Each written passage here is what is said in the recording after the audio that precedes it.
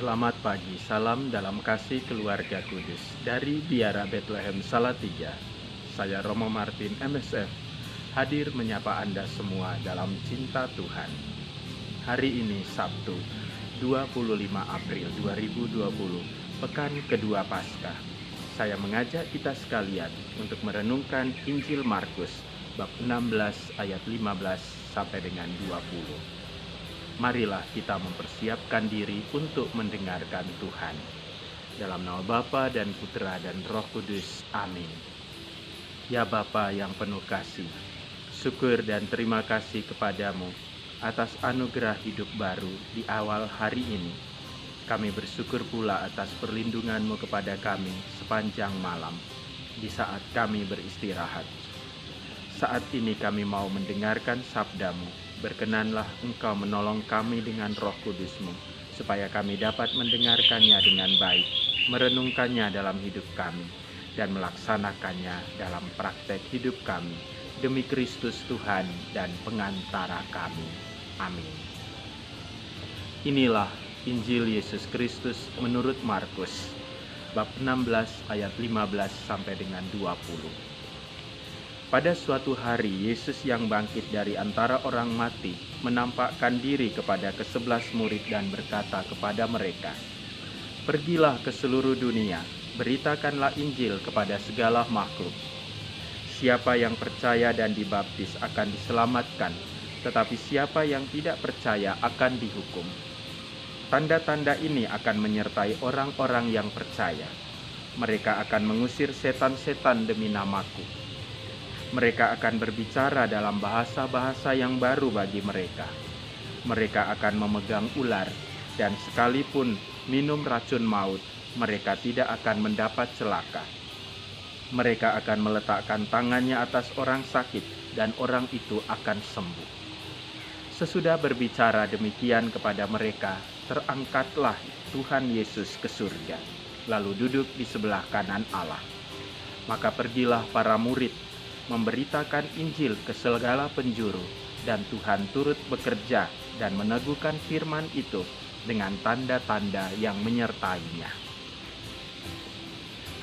Saudara-saudari yang terkasih di dalam Tuhan kita Yesus Kristus, bersama dengan seluruh gereja, pada hari ini kita memperingati Santo Markus, penulis Injil.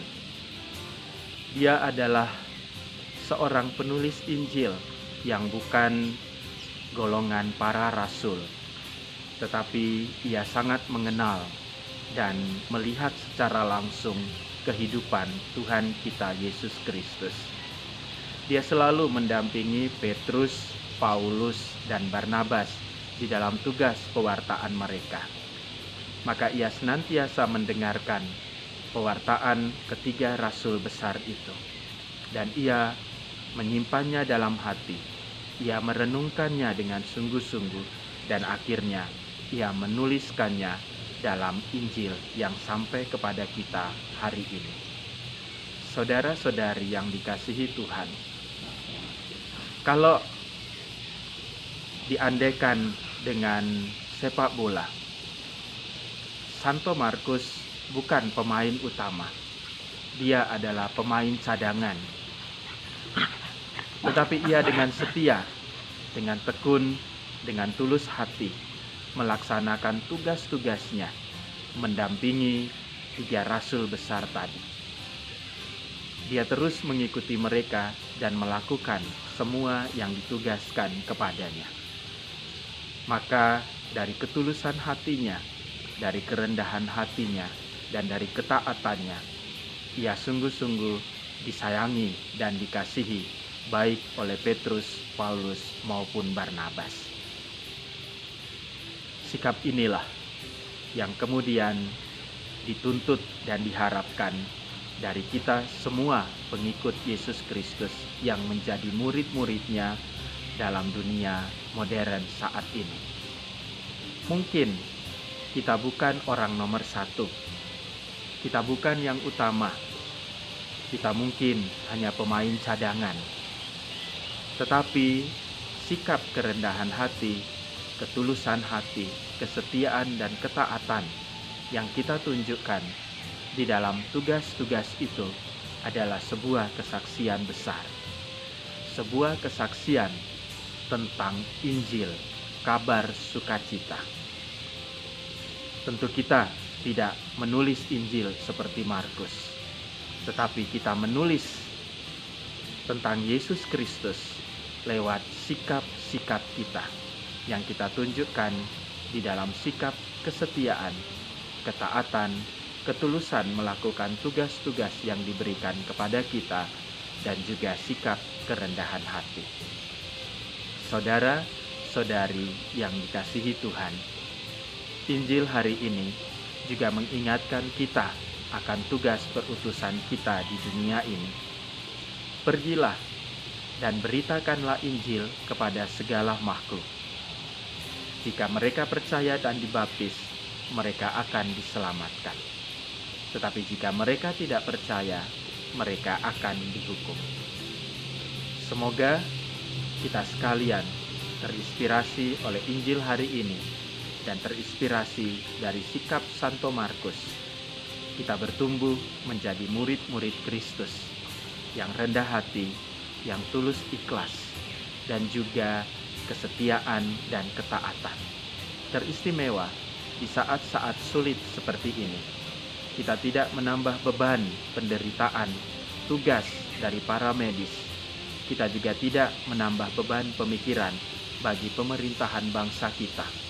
Tetapi dengan rendah hati, dengan ketulusan, dengan keikhlasan, dengan penuh tanggung jawab, kita menjalankan semua anjuran pemerintah itu dengan baik. Dengan demikian, kita mendukung bangsa kita, bukan hanya bangsa kita, tetapi seluruh dunia untuk menghentikan penyebaran virus corona. Dan dengan demikian, kita mengambil bagian untuk mewartakan sukacita dan mewartakan tentang betapa berharganya kehidupan yang Tuhan anugerahkan kepada kita. Allah Bapa yang penuh kasih,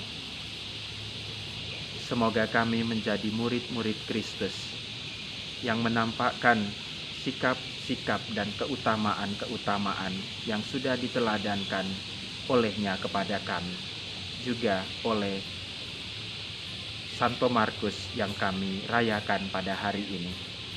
Sikap kerendahan hati, ketulusan, kesetiaan, dan ketaatan teristimewa di saat-saat sulit seperti sekarang ini, supaya kami dapat dengan taat, setia, tulus hati, dan rendah hati melaksanakan semua anjuran dan pemerintah dari otoritas kami untuk mengambil bagian di dalam usaha memberikan penghargaan sebesar-besarnya kepada kehidupan yang Engkau anugerahkan kepada kami. Demi Kristus Tuhan dan pengantara kami. Amin. Tuhan sertamu dan sertamu juga. Semoga Allah yang Maha Kuasa memberkati saudara, keluarga saudara, dan karya-karya saudara hari ini, Bapa dan Putra dan Roh Kudus. Amin. Salam Sabtu. Selalu ada bantuan Tuhan untukmu.